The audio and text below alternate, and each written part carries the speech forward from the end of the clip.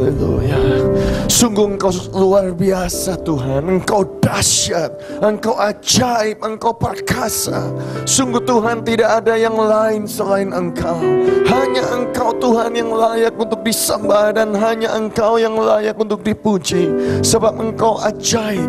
Engkau adalah Jehovah Jireh, Tuhan yang menyediakan segala kebutuhan kami. Engkau adalah Jehovah Rafa, Tuhan yang menyembuhkan segala penyakit kami.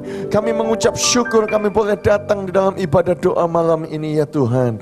Sekarang kami menantikan firman-Mu. Sampaikanlah firman-Mu, sampaikanlah pengajaran-Mu ya Tuhan. Sebab kami sadar kami membutuhkan firman-Mu.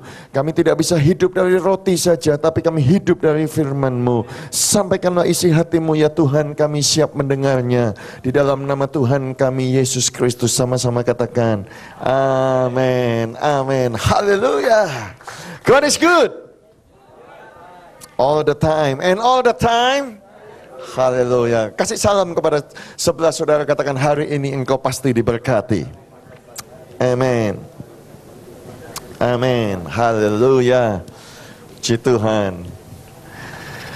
Ya, terima kasih kepada Bapak Gembala Senior, Pak Alex, dan juga Ketua Umum Sinode kita yang baru, Pendeta Aswin Tanusa Putra, yang tadi pagi sudah ditetapkan oleh Dewan Rasuli, yang sudah memberikan kesempatan kepada saya untuk menyampaikan firman Tuhan di tempat ini. Senang sekali bisa berjumpa lagi dengan saudara di kota Surabaya. Haleluya.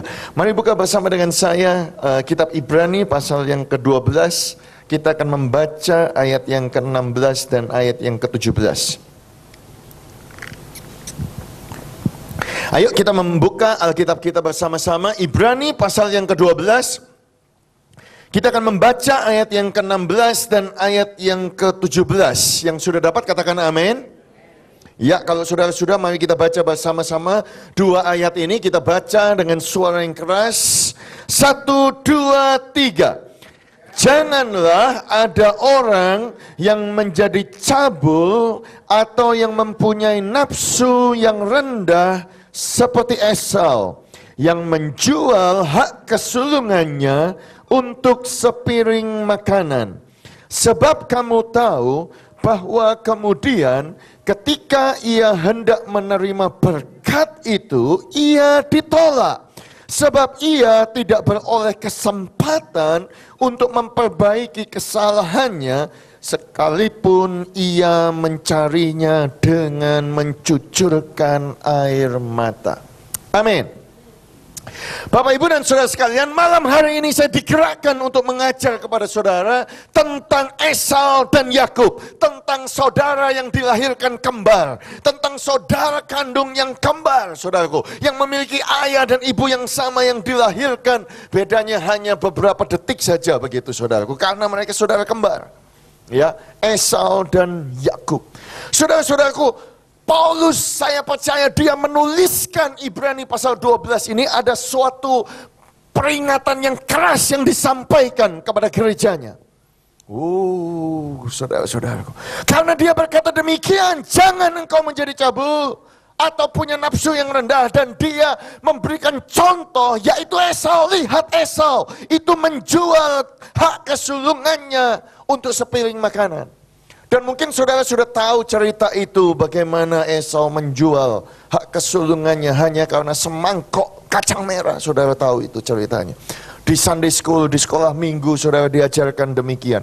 Tetapi saudaraku, yang membuat hati saya itu agak bergetar, dikatakan demikian, sebab kamu tahu bahwa kemudian, dikatakan, ketika ia hendak menerima berkat itu, ketika dia harusnya mendapatkan hak kesulungan, ketika harusnya dia diberkati menjadi imam keluarganya, sebab sesungguhnya pada waktu dia mendapatkan warisan daripada Abraham dan ayah ibunya, ia ditolak. Wah, ini saudara, sekalipun ia mencarinya dengan mencucurkan air mata, ia tidak beroleh kesempatan kesempatan untuk memperbaiki kesalahannya. Saudara-saudara, ini peringatan yang amat sangat keras, saudara. Padahal saya tahu Tuhan yang kita sembah itu adalah Tuhan yang penuh dengan kasih sayang, penuh dengan kasih, berlimpah kasih setianya, panjang sabar, lambat marah, meneguhkan kesetiaan kepada beribu-ribu generasi, mengampuni setiap kesalahan, pelanggaran, dan dosa. Bahkan saudaraku, di dalam perjanjian baru dikatakan Yesus menebus dosa saudara. Dan ketika engkau mengaku dosa saudara, Ia setia dan adil dan Dia akan mengampuni dosamu, saudara-saudara. Tetapi ternyata saudaraku, Paulus mau mengajarkan kepada kita bahwa ingat, ada seseorang yang namanya Esau, dan dia sudah mau bertobat, dan dia mencari pertobatan itu, memperbaiki kesalahannya dengan menangis, namun dia tidak mendapatkan kesempatan yang kedua. Wow. Mengapa saudara-saudaraku? Saudara, harusnya kita itu menyembah Allah daripada Abraham, Ishak, dan Esau. Esau anak sulung. Harusnya kan demikian. Tetapi menjadi kita menyembah Allah daripada Abraham, Ishak, dan Yakub. Kenapa saudaraku?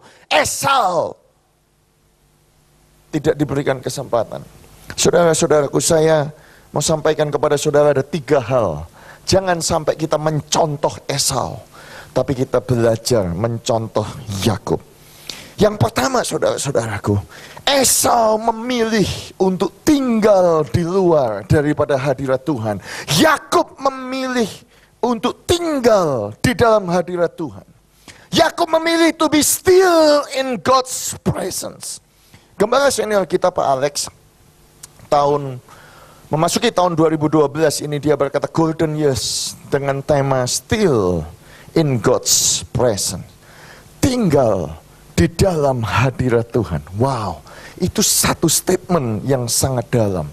Saya percaya ketika engkau tinggal di dalam hadirat Tuhan, di dalam hadirat Tuhan itulah engkau mendapatkan mujizat, pertolongan, kemenangan, dan berkat. Yang setuju katakan amin. Kenapa saya bisa berkata demikian? Esau memilih keluar daripada hadirat Tuhan dan Yakub tinggal. Karena ada ayat yang berkata di dalam Kejadian pasal 25 yang menjelaskan tentang kisah daripada Esau dan Yakub.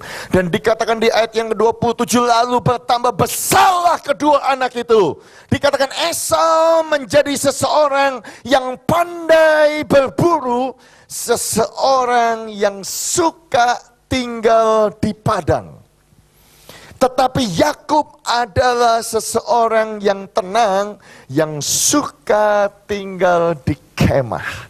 Saudaraku, di sini ada 2 saudara kandung yang punya keputusan yang berbeda, pilihan yang berbeda, orientasi yang berbeda, tujuan yang berbeda dalam kehidupannya. Yang satu berkata, aku mau jadi orang yang pandai berburu, dan dikatakan dia tinggalnya bukan di kemah, dia tinggal di padang. Saya bayangkan Esau berkata kepada papi mamanya, papi hari ini aku mau berburu singa. Papinya berkata, Ishak, kenapa engkau pergi, tinggallah di sini, ayo makan malam. Dia berkata, sorry papi, aku harus tinggal di padang, aku harus pergi ke tempat yang jauh. Berapa lama engkau meninggalkan rumah? Oh, mungkin kali ini 3 minggu, pulang 3 minggu dia bawa singa. Dia baru celebrate, saudara-saudaraku. Dia ngomong, aku harus pergi lagi karena sekarang aku mau cari beruang. Beruangnya di mana? Oh, di tempat yang jauh. Kali ini aku pergi 3 bulan, kemudian pergi saudaraku 6 bulan, karena dia tidak pernah tinggal di kemah,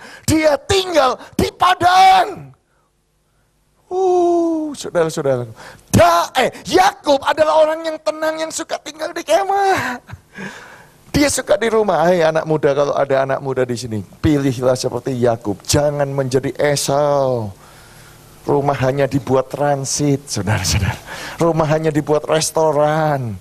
Oh, jangan demikian, saudara-saudara. Jangan menjadi Esau, karena Esau berkata, wow, aku lebih suka tinggal di luar sana. Sehingga dikatakan Esau itu orang yang ahli berburu. Oh, Esau itu baunya seperti bau padang. Kulitnya berbulu, saudara. Kenapa? Karena hidupnya di hutan, hidupnya di padang, hidupnya, saudaraku, di luar daripada kemah. Saudara-saudaraku, kemah itu berbicara tentang hadirat Tuhan. Kenapa saya berkata demikian? Saudara lihat semua tokoh di dalam perjanjian lama. Contohnya Abraham. Abraham is a man of the tent. Abraham itu manusia yang tinggal di mana? Kemah. Kalau saudara perhatikan, saudaraku, bagaimana Tuhan bertemu dengan Abraham di mana? Di kemahnya, di pintu kemahnya. Saudara-saudara, disitulah Abraham bertemu dengan Tuhan. Disitulah Tuhan mengucapkan, memperbaharui janjinya. Itu sebabnya, saudaraku, Musa is a man of the tent. Halo, Musa adalah manusia kemah. Itu sebabnya kalau saudara bertanya kepada tabernacle of Moses atau the tent of meeting, bahasa Indonesianya apa? Kemah pertemuan. Tabernakel Musa itu kemah Musa, kemah, saudara-saudaraku. Karena Musa sadar, saudara-saudaraku, dia harus menjadi orang yang memperhatikan di mana hadirat Tuhan. Kalau saudara perhatikan Keluaran pasal 33, saudaraku, kalau saya membaca ayat yang ke-7, saya akan baca demikian. Sesudah itu Musa mengambil kemah dan membentangkannya di luar perkemahan, jauh dari perkemahan, dan menamainya kemah pertemuan. Dan dikatakan demikian, apabila Musa pergi keluar ke kemah itu, bangunlah seluruh bangsa itu, dan berdirilah mereka masing-masing di pintu kemahnya, dan mereka mengikuti Musa dengan matanya sampai ia masuk ke dalam kemah.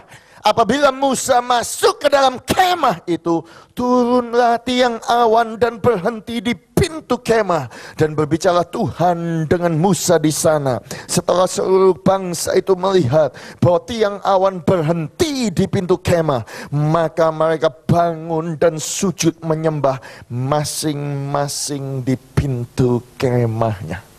Wow. Jadi bukan hanya Abraham yang bertemu dengan Tuhan di pintu kemahnya. Itu sebabnya Musa belajar, saudaraku. Dia membangun satu tempat untuk dia bertemu dengan Tuhan. Satu tempat di mana dia menyembah. Setiap kali dia membutuhkan sesuatu, dia datang ke kemah itu. Dan dikatakan ada tiang awan, ada tiang api, ada kemuliaan. Dan dikatakan kalau Musa keluar dari tabernakel, mukanya bercahaya penuh dengan kemuliaan. Oh, saudara-saudaraku, itu sebabnya saya percaya apa pesan daripada Pak Alex untuk jemaat gereja Betani yang ada di Indonesia maupun di luar negeri. Tahun ini still in God's presence. Katakan kepada sebelah saudaraku, katakan still in God's presence. Itu adalah kunci. Haleluya. Berapa banyak yang mau melihat mujizat, tanda ajaib yang luar biasa? Lambaikan tangan saudara. Saudara sungguh mau? Salah satu kuncinya adalah still in God's presence. Kalau saudara mau damai sejahtera, saudara nggak bisa dapatkan di luar sana. Saudara dapatkan di mana? Di tempat ini kan, di dalam hadirat Tuhan. Lalu saya tadi terpaksa diantar sama teman karena sudah lama nggak tahu Siola, saudara-saudara. Walaupun orang Surabaya, diantar, saya cukup kaget, saudara. Oh, tempat ini kok banyak, ada klubnya, ada dan lain sebagainya. Wow, saudaraku, sukacita, damai sejahtera, saudaraku. Apalagi saudaraku, kekuatan, pengharapan, pemulihan, itu nggak bisa saudara dapatkan di luar sana. Tidak bisa saudara dapatkan di padang. Saudara cuma bisa dapatkan di dalam hadirat Tuhan. Kalau saudara tinggal dalam hadirat Tuhan, pasti engkau mengalami pertolongan Tuhan. Pasti engkau mengalami kemenangan dari Tuhan. Pasti engkau akan mendapatkan mujizat dari Tuhan. Yang percaya katakan amin. Ayo tepuk tangan yang panjang untuk Tuhan kita. Haleluya! Itu sebabnya Joshua bin Nun, dia sadar itu kunci kehebatan daripada Musa. Itu kalau saudara perhatikan, saudaraku, Joshua, he is also a man of the tent. Dia adalah manusia yang suka tinggal di kemah. Kenapa saudaraku? Dikatakan dan Tuhan berbicara kepada Musa dengan berhadapan muka seperti seseorang berbicara kepada temannya. Dikatakan kemudian kembalilah ia ke perkemahan. Saya suka ayat itu. Tetapi abdinya Yosua bin Nun, seseorang yang masih muda, tidaklah meninggalkan kemah itu. Jadi kalau saudara tanya kepada Joshua, Joshua, engkau orang yang muda, di mana engkau tinggal selama 40 tahun pada waktu perkemahan, pada waktu orang Israel mengembara di padang gurun. Yosua akan berkata, aku tinggal di kemah pertemuan, aku tinggal di rumah Tuhan, aku tinggal di bait Tuhan. Jadi semua orang Israel tahu, kalau engkau mau ketemu dengan Joshua, asisten daripada Musa, gampang carinya. Itu, di kemah hadirat Tuhan, di situ dia pasti ada. Sebab dia mau dekat dengan tabernakel, dekat dengan tabut perjanjian, dekat with the presence of God. Itu sebabnya Daud juga manusia of the ten, dia berkata, aku mau tinggal di dalam rumah Tuhan. Seumur hidupku menyaksikan kemurahan Tuhan dan menikmati bait-Nya. Sebab ia melindungi aku dalam pondoknya pada waktu bahaya. Ia menyembunyikan aku dalam persembunyian. Di mana? Di kemahnya. Ia mengangkat aku ke atas gunung batu. Daud sadar kekuatannya dia ketika dia masuk dalam hadirat Tuhan. Sebab ketika dia masuk dalam hadirat Tuhan, otomatis pelindungan Tuhan ada di sana. Ketika dia masuk dalam hadirat Tuhan, otomatis pengurapan Tuhan ada di sana. Hari ini saya mau sampaikan yang sama. Hai jemaat Gereja Betani Indonesia yang ada di Siola hari ini, kalau engkau mau cari yang namanya kekuatan, engkau mau cari yang namanya jawaban doa, engkau mau cari yang namanya mujizat kesembuhan, engkau mau cari yang namanya breakthrough, hanya engkau dapatkan di dalam satu tempat yang namanya hadirat Tuhan. Yang percaya katakan amin. Haleluya. Oleh sebab itu kalau saudara sadar ini, mulai tahun 2012 ini dan sepanjang hidup saudara, berkatalah kepada dirimu, supaya orang mengenal engkau bukan manusia padang, tapi manusia di kemah. Supaya orang tuamu, teman-temanmu tahu kalau mau mencari engkau ada di mana, di dalam hadirat Tuhan. Jangan mengikuti teladan Esau yang tinggal di padang. Dengar saudara-saudara, ini adalah prinsip. Kalau engkau kerja di tempat pembuangan sampah, pasti ketika engkau meninggalkan pekerjaanmu tempat sampah, baumu adalah bau sampah. Halo. Kalau engkau spend time dengan anjing dan kucing, pasti badanmu akan bau anjing dan kucing. Halo. Saudara-saudaraku, ketika anak saya itu, saya punya 3 anak, ya masih kecil, usia hampir 13, hampir 10, dan hampir 4. Satu ketika kita makan, anak-anak saya kepengen makan barbecue, Korean gitu ya, Korean restoran. Ya, di Perth ada Korean restoran. Saya sebetulnya kurang suka makan yang masak sendiri. Kalau di Indonesia itu namanya sabu-sabu begitu. Karena apa? Pasti bau, saudara-saudara. Tapi buat anak saya exciting begitu. Bisa masak terus langsung makan. Jadi mereka masak, saudaraku, goreng-goreng langsung makan. Saudara tahu apa yang terjadi begitu keluar dari restoran itu, saudaraku? Badan saya ini semuanya bau barbecue. Kenapa, saudaraku? Karena ketika engkau tinggal di sana, engkau meluangkan waktumu tinggal di restoran itu penuh dengan bau, engkau keluar, pasti bau barbecue. Halo? Engkau kumpul dengan orang yang merokok, walaupun engkau tidak merokok, engkau akan bau seperti orang yang merokok. Ya apa ya? Kalau engkau kerja di toko parfum, saya jamin, saudara keluar dari pekerjaan pasti wangi. Kenapa? Nyoba tester, wah parfum, ya toh. Itu sebabnya saya ngomong sama anak muda, kalau engkau mau ke pesta, engkau tidak punya uang, nggak apa-apa, engkau pergi aja shopping center, ke toko parfum, coba-coba sana sini, nggak perlu bayar, saudara. Halo, kalau engkau meluangkan waktumu seperti Esau di padang, baumu akan bau padang. Tapi dengar saudaraku, kalau engkau meluangkan waktumu di dalam hadirat daripada Yesus, baumu adalah bau pengurapan, bau kekuatan. Oh haleluya, yang percaya katakan amin. Sekali lagi tepuk tangan bagi Tuhan kita. Haleluya. Saya mau tanya kepada saudara, pasir itu tidak ada harganya bukan? Halo.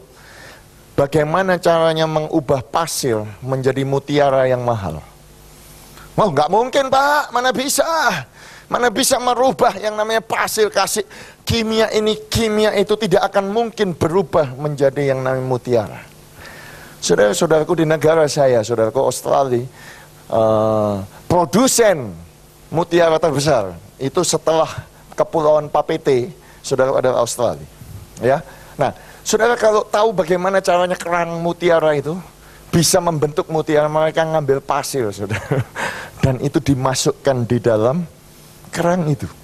Dan percayalah saudaraku, selama pasir itu ada di dalam kerang mutiara itu, selama pasir yang tidak ada harganya mau tinggal di dalam kerang mutiaranya, otomatis, katakan bersama dengan saya, otomatis.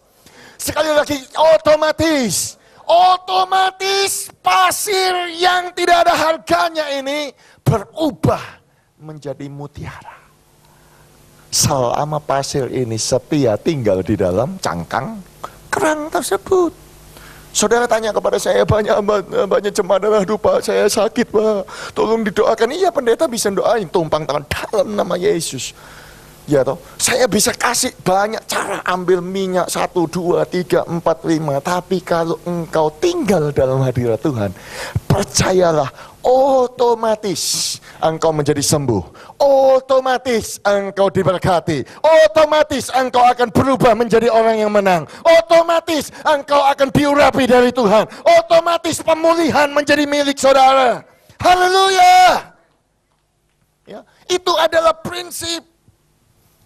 Saudara-saudaraku, pada waktu saya pulang dari Israel bulan Januari kemarin, beberapa bulan yang lalu, saya mampir di Surabaya dan saya ketemu dengan pemain musik Betani Nginden, namanya Kanesa Lawanto, Nesa biasanya.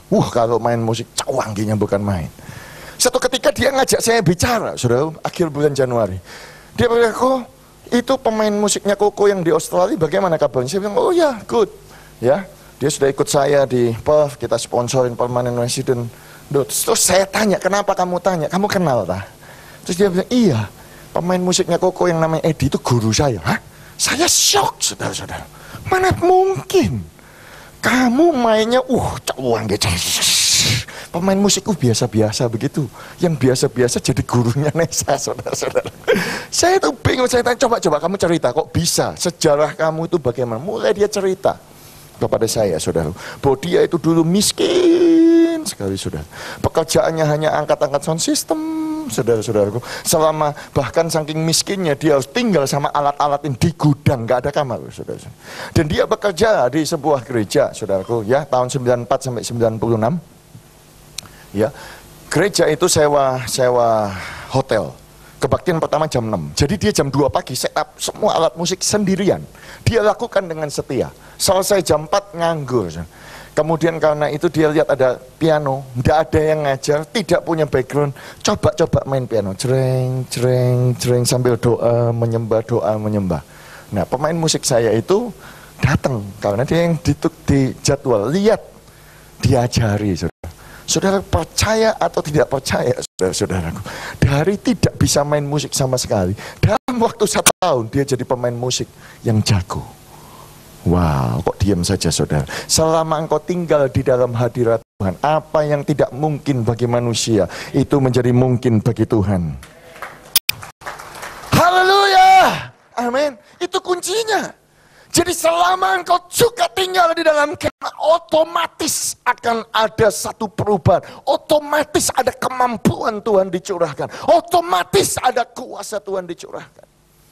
Ini saya khotbah bukan buat saudara saja, ini juga buat saya, saudara. Amin. Kalau saya mau pelayanan saya diberkati semakin luar biasa, saya harus tahu, saya harus menjadi Yakub, tinggal di dalam kemah. Itu yang pertama. Yang kedua, saudaraku, kenapa tinggal dalam kemah itu penting? Karena di dalam kemah itu ada firman Tuhan. Katakan bersama dengan saya, di dalam kemah ada firman Tuhan. Amin. Buka bersama dengan saya Ibrani pasal yang ke-11. Ibrani pasal yang ke-11. Ini doa malam, jadi ngajar sedikit nggak apa-apa ya, saudara-saudara ya. Ibrani pasal 11 kita akan membaca ayat yang ke-8 dan ayat yang ke-9. Ibrani pasal yang ke-11. Ya, satu pasal sebelum ayat yang tadi sudah baca, Ibrani 12, saudara lihat satu pasal sebelumnya. Yang sudah dapat katakan amin. Ayat yang ke-8, karena iman Abraham taat ketika ia dipanggil untuk berangkat ke negeri yang akan diterimanya menjadi milik pusakanya. Lalu ia berangkat dengan tidak mengetahui tempat yang ia tujui. Ayat yang ke-9. Karena iman, ia diam di tanah yang dijanjikan itu, seolah-olah di situ, di suatu tanah asing. Dan di situ ia tinggal di kemah dengan Ishak dan Esau. Enggak ada nama Esau di sini. Halo? Karena Esau enggak tinggal di kemah. Esau tinggal di mana? Dia tinggal di padang. Jadi dikatakan kembali lagi, dan di situ Abraham tinggal di kemah dengan Ishak dan Yakub yang turut menjadi ahli waris janji yang satu itu. Oh, dengar saudara-saudaraku, penting sekali tinggal dalam kemah. Kalau engkau tidak tinggal dalam kemah, engkau di padang, engkau bisa kehilangan berkat itu. Engkau bisa kehilangan janji atau berkat yang sudah dijanjikan buat saudara. Wow. Kenapa saya berkata dalam kemah ada firman? Karena kalau saudara perhatikan, Abraham mati itu usianya berapa saudara? 175 tahun. Oke? Saya mau ajak saudara hitung-hitungan di sini. Oke? Kalau Abraham mati usia 175 tahun, saudara tahu pada waktu Ishak itu Abraham itu umur berapa? 100 tahun pada waktu Ishak lahir, kan? Pada waktu umur 40 tahun Ishak dapat Ribkah. Halo. Ya toh. Kemudian Ribkah mandul 20 tahun, kan? Tuhan membuka. Setelah itu Yakub lahir. Berarti kalau Ishak umur 60 tahun, Yakub lahir pada waktu umur 60 tahun. Ya, halo. Dan kemudian berarti pada waktu Yakub usia 15 tahun, Ishak usia 75 tahun, pada saat itu Abraham mati. Artinya apa? Yakub punya kesempatan 15 tahun hidup bersama kakeknya. Oke?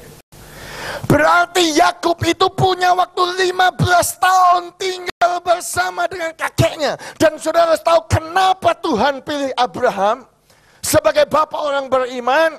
Karena Tuhan ngomong, aku pilih Abraham supaya ia mengajarkan ketetapanku ini kepada siapa? Kepada anaknya dan keturunannya dan cucunya. Halo saudara-saudaraku, itu tugasnya Abraham sebagai orang tua. Untuk mengajarkan, saudaraku, firman Tuhan, mengajarkan Tuhan. Itu sebabnya saudaraku, ini kalau saya ngajar ini tambah lama tambah panjang nanti. Tetapi percayalah orang Yahudi, kenapa dia 2000 tahun saudaraku tidak punya bangsa. Kembali saudaraku, dia bisa semua bicara satu bahasa. Halo, anak saya yang tinggal lahir di Australia, bahasa Indonesianya tidak karuan. Kenapa? Karena semua orang Yahudi taat kepada perintah Abraham, mengajarkan anak-anaknya dalam bahasanya Tuhan. Kitab Taurat, kitab Perjanjian Lama dalam bahasa Ibrani. Oke, saudara-saudara. Nah, jadi Abraham setiap hari dia menyampaikan Tuhan datang dan dia menampakkan diri. Namanya adalah Almighty God, Allah yang ajaib. Ketika aku menantikan 25 tahun aku menantikan, kamu tahu nenekmu rahimnya sudah tertutup, aku tidak punya dasar untuk berharap, namun aku tetap percaya kepada Tuhan, dan akhirnya papamu itu lahir. Oh, Yakub ngomong, iya kakek, luar biasa, aku ingin tahu Tuhan itu. Dia tinggal dalam kemah bersama dengan kakeknya. Kakeknya cerita, oh, aku harus berjalan membawa Ishak. Ya toh, selama 3 hari perjalanannya, ya toh, menaruh kayu bakar di punggungnya, naik ke atas satu bukit yang namanya Gunung Moria. Dan kemudian aku mau menyembelih, dan tiba-tiba ada domba jantan di sana. Katakan Jehovah Jireh, Tuhan menyediakan. Tuhan itu, saudara-saudara, wow, Yakub terpesona. Iya kan, cerita dong. Oh, papanya cerita, iya betul, mereka mengadakan fellowship. Esau gak suka dengar khotbah, saudara. Gak suka. Ngapain itu kakek-kakek itu sudah bawa mati. Lebih baik aku kumpul sama binatang. Lebih baik aku kumpul di padang. Di padang aku ketemu dengan orang-orang yang cool, orang-orang yang keren. Dari aku tinggal di kemah, aku kumpul sama orang tua yang suka khotbah tentang Tuhan. Lebih baik aku tinggal di padang, karena di padang itu, wow, tidak ada yang mengontrol. Tidak perlu pamit waktu dan lain sebagainya. Enak tinggal di padang. Lagunya lebih ciamik daripada lagu dalam kemah. Oh, lebih enak tinggal di padang. Makanannya pun lebih ciamik daripada di kemah. Saudara mengerti maksud saya? Kalau saudara mau belajar matematika lebih hebat dan saudara hitung genealogy of Genesis, saudaraku, daftar keturunan yang terjadi di dalam kitab Kejadian, saudara-saudara ya. Saudara akan tahu, sebetulnya Yakub itu punya waktu 50 tahun untuk hidup bersama dengan Shem. Siapa itu Shem? Generasi ke-11. Adam generasi yang pertama ya. Kemudian saudara ingat air bah, Tuhan membabat semua manusia. Tuhan mulai dengan generasi yang ke-10, namanya siapa? Nuh. Nuh punya 3 anak, namanya Shem. Shem itu hidup sampai usia 600 tahun. Artinya apa? Shem itu hidup 98 tahun sebelum air bah. Dan dia masih hidup, saudaraku, 500 tahun sekian, 502 tahun setelah banjir besar. Dia adalah saksi hidup. Saudara-saudaraku, sebelum banjir besar dan sesudah banjir besar. Yakub punya waktu 50 tahun untuk hidup bersama dengan Shem, generasi ke-11. Saudara perhatikan, Yakub punya waktu 18 tahun untuk hidup bersama dengan Shelah, generasi ke-13, karena dia mati usia 433 tahun. Dan Yakub punya waktu 79 tahun pada waktu Eber, generasi ke-14, dia mati usia 464. Artinya Yakub ini, saudaraku, pada waktu Shem meninggal, dia masih bisa datang ke kuburannya Shem. Halo? Saudara yang mengerti maksud saya? Itu sebabnya saya percaya kenapa Abraham generasi yang ke-12 itu bisa menjadi bapak orang beriman. Karena Abraham sebetulnya punya waktu 58 tahun untuk hidup dengan Nuh. Abraham punya waktu, saudaraku, untuk hidup bersama dengan Shem. Bahkan Shem itu hidup 35 tahun. Abraham mati, Shem itu masih hidup. Ya. Arpaksad itu generasi ke-12 hidup dengan Abraham sampai usia 148 tahun, Ishak 48 tahun. Shelah itu hidup lebih panjang daripada Abraham. Shelah itu generasi ke-13. Dia masih hidup 3 tahun setelah Abraham mati. Oke, saudaraku percaya ini satu riset satu yang sudah dipublikasikan ya, saudara. Ini makanan daripada orang-orang seperti saya untuk belajar mahasiswa Alkitab begitu, saudara-saudara ya, sekolah Alkitab. Tapi yang saya maksudkan, poin yang saya maksudkan kepada saudara, orang-orang seperti Shem itu masih bisa berkhotbah kepada Yakub. Halo, Shem masih bisa berkhotbah kepada Abraham dan kepada Ishak. Dia berkata, aku ini loh saksi mata ketika ayahku membangun bahtera yang besar. Pada saat itu aku teringat manusia itu jungkil balik, semua mengawinkan, dan Tuhan memecahkan langit, dan Tuhan membuka semua vulkanik, dan seluruh bumi itu terpenuhi dengan air. Dan aku adalah saksi mata bagaimana zaman es itu terjadi. Dan kita semua sudah mengikuti bagaimana Tuhan bekerja pada waktu Menara Babel. Kami sudah percaya itu sebabnya Eber, namanya Eber artinya crossover, cross the Euphrates River, melewati sungai Efrat. Bukankah Abraham ketika engkau dipanggil oleh Tuhan harus melewati sungai Efrat? Untuk apa? Supaya Abraham bisa bertemu dengan nenek moyangnya dan dikuatkan oleh nenek moyangnya. Halo, saudara mengerti maksud saya? Itu sebabnya, saudaraku, dari God of Seth, ya, Adam punya anak apa? Kain, Habil, kemudian Seth, ya toh? Ya, jadi God of Seth, terpujilah Tuhannya Seth, menjadi God of Shem, menjadi God of Eber, dan menjadi God of Abraham, Isaac, and Jacob. Ya, itu sejarahnya. Nah, itu cerita panjang. Yang poin yang saya maksudkan adalah untuk Esau, ngapain dengan kakek Shem, usianya sudah hampir 600 tahun, dia udah bau tanah. Cerita yang tahun-tahun dulu, ngapain didengar Tuhan bisa menghukum bahtera? Dan apa ada bahtera, cerita bahtera? Nggak mungkin itu. Bagaimana caranya dinosaurus bisa masuk bahtera? Bagaimana? Lebih baik aku tinggal di padang, aku nggak mau dengar nasihat orang tua. Dengar Yakub, dia tinggal di kemah. Karena pekerjaannya di kemah, dia mendengar suara daripada Shem. Dia mendengar suara daripada Shelah. Saya bisa bayangkan Ishak sebagai bapaknya yang mencintai Esau. Esau datang dong, Esau pulang dong ke kemah. Hari ini kita ada kebaktian. Yang khotbah adalah Sem, yang khotbah adalah saksi mata sebelum zaman daripada air bah. Datang dengarkan kakek moyangmu, generasi yang ke-11. Esau mana masa bodoh, dia meninggalkan. Tapi Yakub, kakek Sem, cerita. Khotbah. Kakek Shelah, ayo khotbah. Kakek Eber, ayo kakek Abraham, semua. Sehingga saudaraku, Yakub itu penuh dengan firman. Sehingga Yakub tahu banyak tentang hati Tuhan. Itu sebabnya dalam hatinya dia membara. Dia percaya kepada janji Tuhan. Karena dia mempercayai janji Tuhan. Ada firman. Itu sebabnya kalau saudara perhatikan Esau, dia tidak menghormati orang tuanya. Bahkan karena dia tinggal di padang, dia dapat istri orang dari padang. Dia dapat Yudit anak Beeri orang Het. Basmat anak Elon orang Het menjadi istrinya. Siapa itu? Orang-orang yang tinggal di padang.